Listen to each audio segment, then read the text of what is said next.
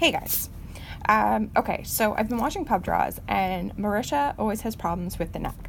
And I've noticed, because I love looking through the tag, it looks so cool. I noticed that a lot of other people have the same kind of problem. Now, with cartooning, you can kind of do the neck in any which way you want. But when you're getting into proper proportions and lengths and all that kind of thing, I'm just going to give you some really simple tips on how to break that down and do measurements that will work. Art is math, and I know everyone doesn't want to hear that, but generally speaking, proportions are measurable, and there's a reason for that.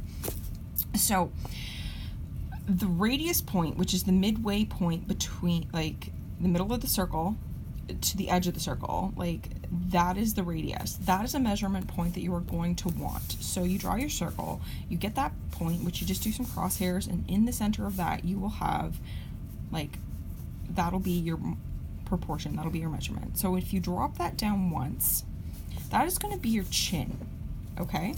And if you drop that down a second time, that is going to be where your clavicle is. Now we're going to get into some little sketchy proportional things that we can manipulate. So this is just a general setup for trying just to get your drawings like going, and then you can adjust proportions and like feature placement as you go. Okay, so about halfway down here, which is the middle of the circle, this line here is going to be your eye line. So if we do this and this and divide it in half, that is going to be the eye line. Okay, simple enough. Good. So that eye line, if you start your jaw back there and you bring it in to about halfway down between the bottom of the circle and the bottom of the chin, that's where the chin's going to turn in, and you can adjust how large you or small you want your chin from there. I like to do it about, and 2 eyes wide is about my measurement, or an eye and a half, I don't know, whatever.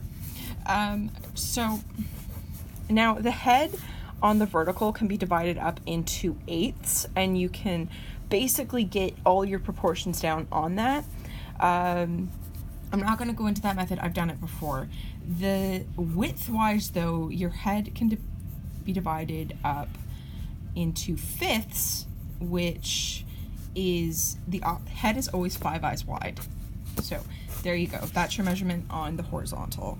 So knowing that, the middle 5th portion here, and the nose is going to be about halfway between the eye line and the chin, so that's about just slightly lower than the bottom of the ball, and it's going to be 1 eye wide, generally speaking. This is for proper proportions. If you're setting up portraits or anything like that, you can make the nose like look smaller however you draw it, but right now we're just trying to get this thing set up.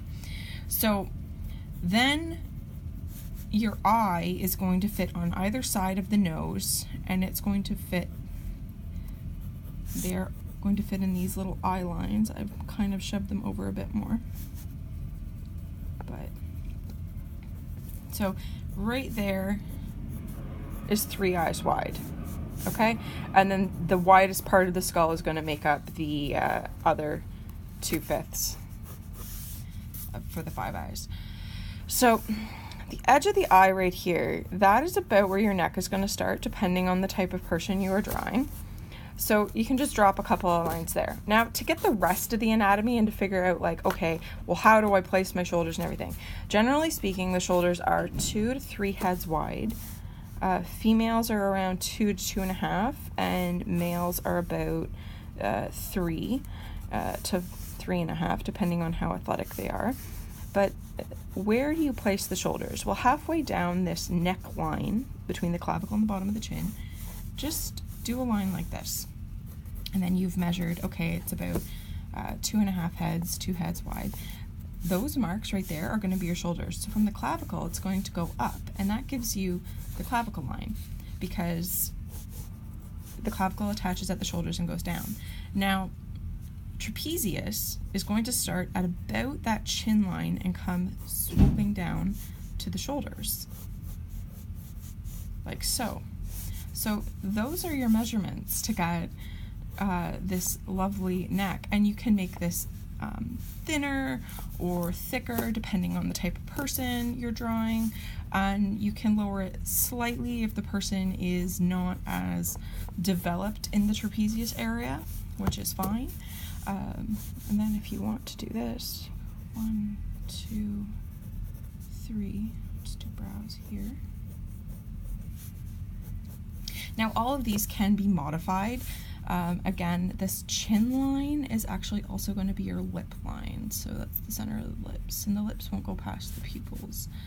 But just like for basic proportions, that's kind of my my simple measurement system on how to get this framework done. Now again, you can adjust everything accordingly and make sure, like, push and pull it a little bit. Don't, like, you can over exaggerate it too depending on how much cartooning you're doing, but overall that's kind of the basics of it. Just remember math. And guys, if you have any questions, just ask in the comments below. I will be posting this on Twitter as well because I'm that asshole.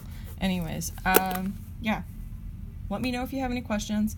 Try this out. If you're having problems, just ask. I'll help you figure it out. Anyways, bye guys.